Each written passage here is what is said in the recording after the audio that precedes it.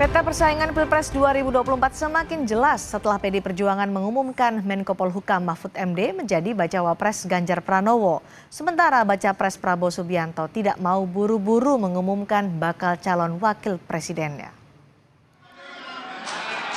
PDI Perjuangan resmi mengumumkan Menko Polhukam Mahfud MD sebagai bacawa pres pendamping Ganjar Pranowo. Ganjar Pranowo dan Mahfud MD menegaskan akan langsung bergerak cepat membawa Indonesia lebih unggul dan tegas dalam penegakan hukum. Dan tentu saja oleh karena itu pemerintahan mendatang harus bekerja jauh lebih keras lagi. Pemerintahan mendatang harus bekerja lebih tegas lagi, khususnya dalam hal penegakan hukum dan pemberantasan korupsi. Tegas, hitam putih, benar salah, dan tidak abu-abu. Penegakan hukum dilakukan dengan benar, maka setengah masalah dari bangsa ini insya Allah tuntas. Kalau hukumnya bagus, maka segala aspek kehidupan masyarakat akan bagus juga. Misalnya di bidang sosial, politik, budaya, pertahanan, keamanan, dan ekonominya. Kubu Anies Baswedan, Muhaimin Iskandar mengucapkan selamat kepada Mahfud MD yang terpilih sebagai bacawa pres Ganjar Pranowo. Sekjen PKS Habib Abu Bakar Al-Habsyi menyebut kehadiran Mahfud membuat kontestasi politik makin seru dan pasangan Anies Amin siap bersaing. Kita ini nggak ada saling melawan, kita ini saling bersaing aja untuk bersanding. Ya, jadi kita rileks-rileks saja. Kita kan sudah semua udah start nih, ya ta? Udah jalan, set. Kita berharap semua berjalan aman, tidak ada gesekan-gesekan yang berarti. Tinggal Koalisi Indonesia Maju pendukung Prabowo Subianto yang belum menentukan siapa bacawa pres pendamping Prabowo. Ketua Umum Partai Gerindra Prabowo Subianto mengaku tidak ingin terburu-buru dalam menentukan bacawa pres yang akan mendampinginya di Pilpres 2024. Ojo ke susu. Tapi kan udah mau bentar. Ojo gerusa-gerusu. Tapi mau ya. bentar lagi deklarasinya. Iya, terus kita ini namanya demokrasi ya. Terima kasih semuanya ya. Namanya sudah mengerucut Pak. Pak, tapi namanya sudah mengerucut Pak. Ya, kita godok terus. Oke. Siapa Pak?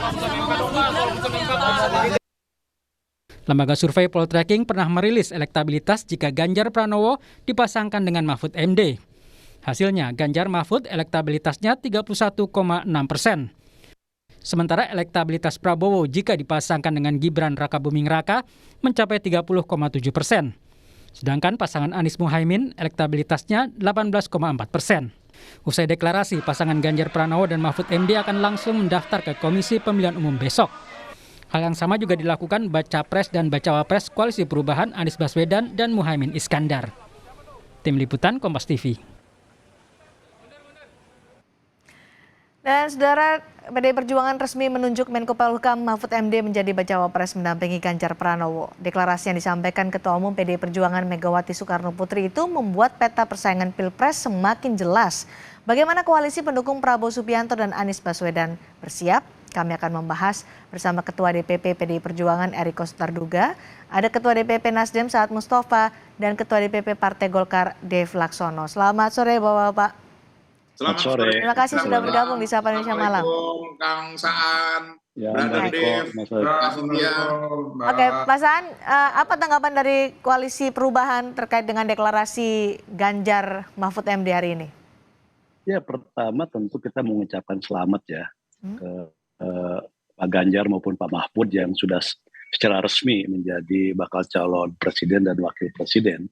Dan yang kedua tentu dengan adanya pasangan dari Pak Ganjar, peta kontestasi atau peta kompetisi kan semakin jelas dan pasti.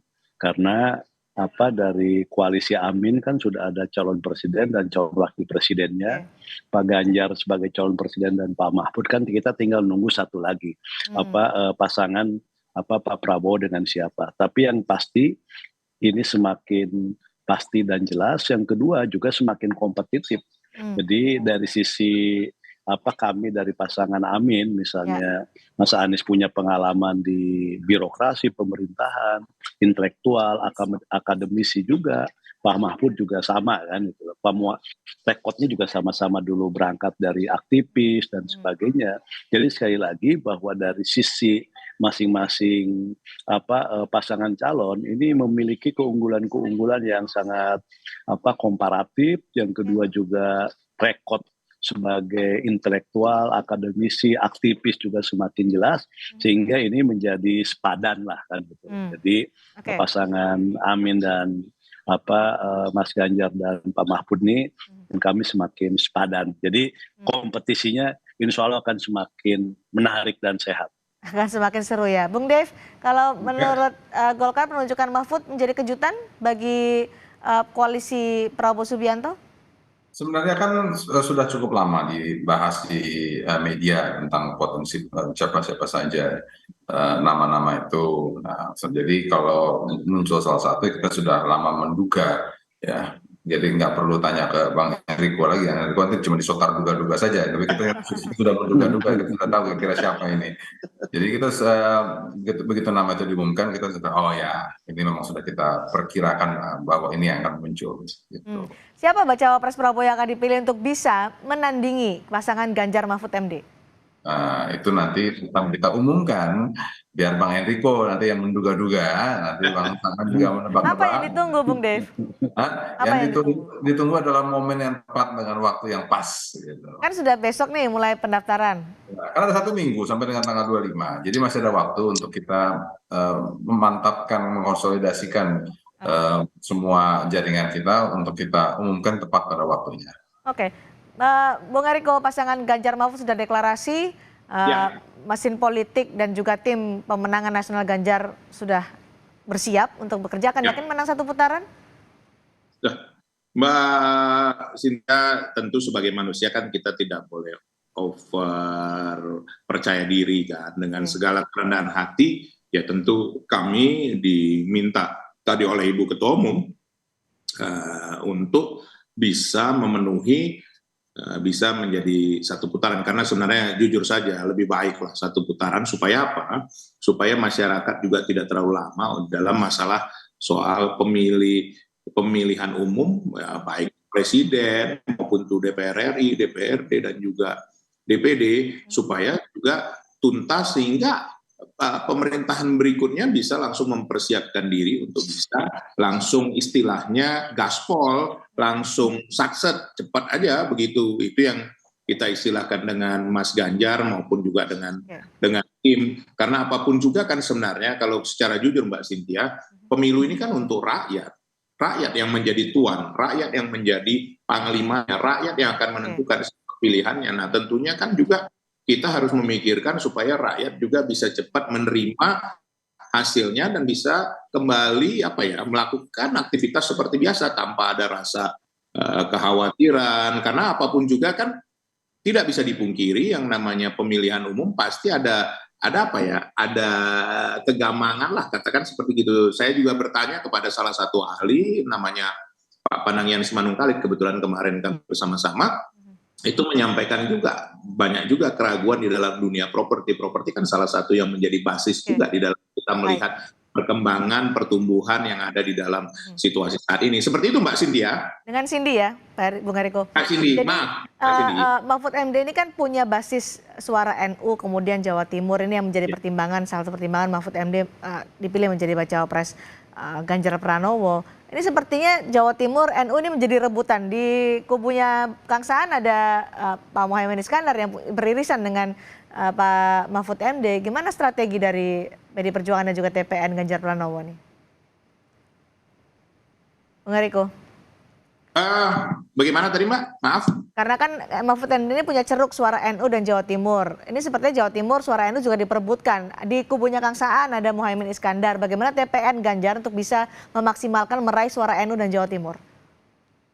Kalau kami punya satu keyakinan Mbak Siti, secara jujur kita sudah punya komunikasi hubungan yang lama dengan NU, itu dari mulai bukan baru, dari mulai zaman Bung Karno dan juga bersama pendiri NU, itu memang sudah bersama-sama dari dahulu, punya satu kesejarahan yang luar biasa, dan itu kita sadari bersama. Tetapi bukan hanya soal NU dan Jawa Timur saja, sekarang secara jujur saja Mbak Cindy, bahwa saudara-saudara kita yang milenial ini kita jangan jangan juga tidak melihat itu ya, 54,6% pemilih nanti adalah generasi milenial, generasi Y dan Z.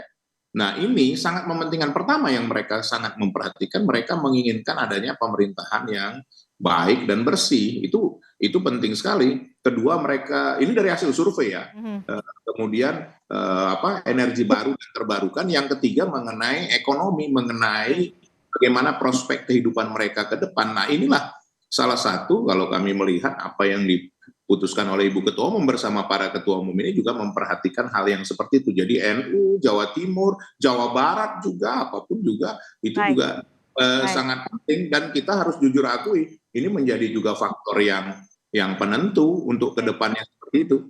Baik, Kang Saan, bagaimana mesin politik Anies Amin bergerak setelah ada Mahfud MD yang punya suara di NU dan di Jawa Timur seperti Muhaimin Iskandar?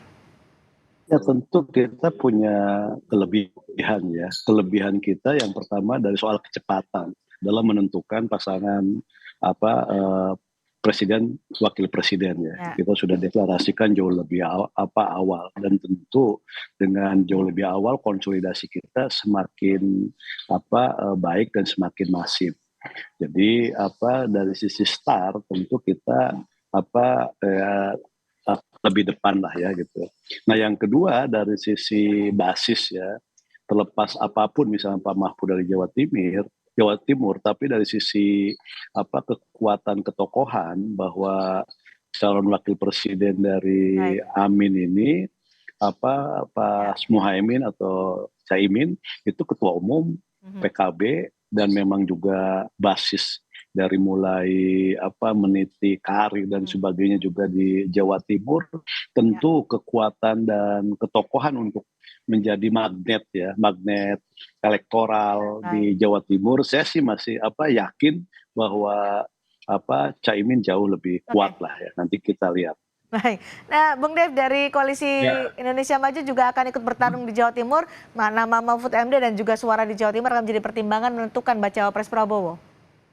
Ya gini, kan kita bicara untuk presiden seluruh Indonesia. Jadi kalau misalnya bicara grup suara ya berarti seluruh wilayah Indonesia ya harus dipertimbangkan. Dan juga memang peraturannya kan kita tidak boleh hanya menang di beberapa daerah, harus menang merata. Nah jadi tidak bisa hanya dilihat dari per provinsi, tapi harus dilihat di Indonesia secara keseluruhan. Dan maka itu pasangan yang akan kita umumkan, itu kita meyakini bahwa ini merefleksikan dan juga dapat menggait suara semaksimal mungkin dari seluruh wilayah Indonesia. Oke, apakah bacawa pres Prabowo akan diumumkan malam ini, Bung Dev? Ya, nanti pada waktunya pasti akan disebarluaskan dan juga diundang media seluruhnya. Tapi sebelum itu pasti saya akan telepon Bang Enrico dulu. Baik, kita tunggu nanti bagaimana deklarasi siapa bacawa pres Prabowo akan meramaikan peta Pilpres 2024. Terima kasih Bung Dev, Kang Saan, terima kasih juga Pak Enrico sudah bergabung. Baik, terima kasih.